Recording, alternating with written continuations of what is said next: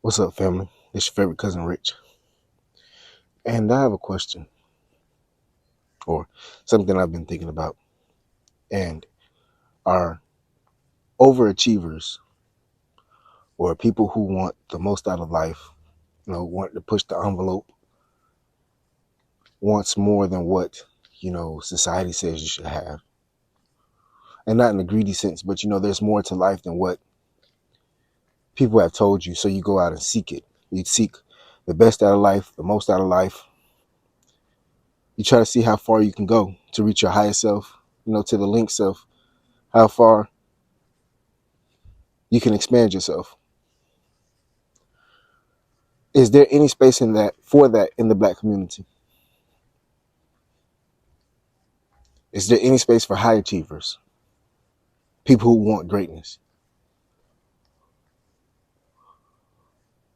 Because it seems like anytime you speak on that, people are just comfortable with being comfortable. Mediocrity. And mediocrity seems like a harsh word, but it's the truth. It's like, as long as we make it, as long as we're comfortable, as long as we're mediocre, it's okay. It's like you in school and you just comfortable getting C's. C's is far away from A's, but you're still passing. But is there any space for the ones who want to get A's? I'm using that metaphor, but is there any space for those who want to be high achievers?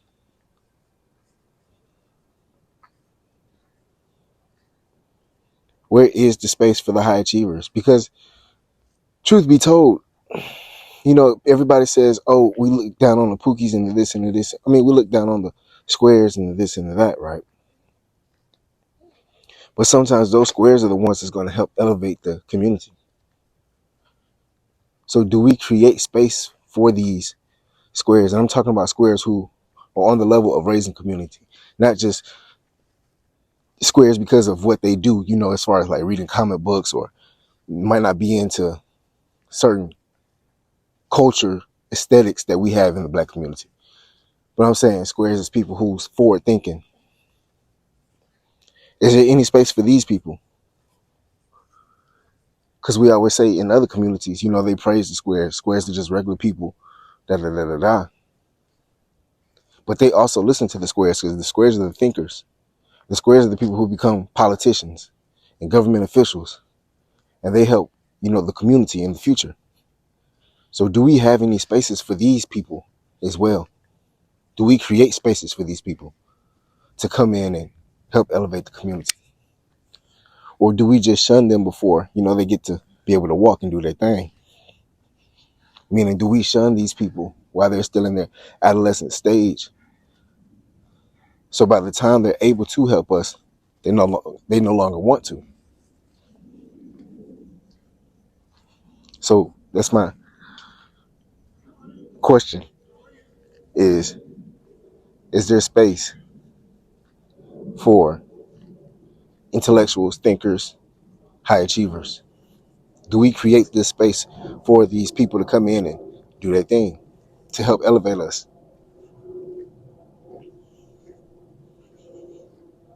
And on top of that, are the people even receptive to this? Because it seems like anytime you want to raise the topic to raise the minds, either from a condition or from a thought space, morning, when you speak on anything to raise the condition of the minds, it's always for some reason met with resistance. So again, will the people even be receptive to that type of person? That's my biggest question. Because like I said, when we look at all other cultures, that's what they use to elevate themselves, is these thinkers, these intellectual minds. They embrace these people. And yet for some reason we shun these people.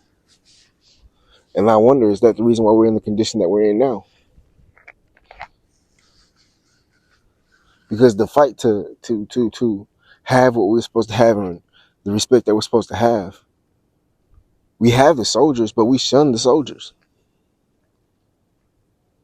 We have the people who are willing to fight, but we shun them before they're even prepared for that position. We don't prepare these people for these positions. We raise and embrace the entertainers.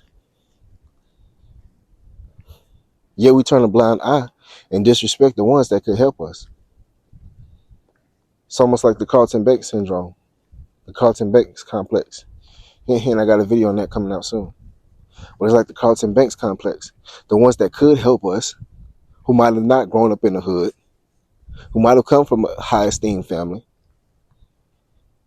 but they're still black and still have black culture, and their parents probably came from the hood and have black roots and black ties and this and that.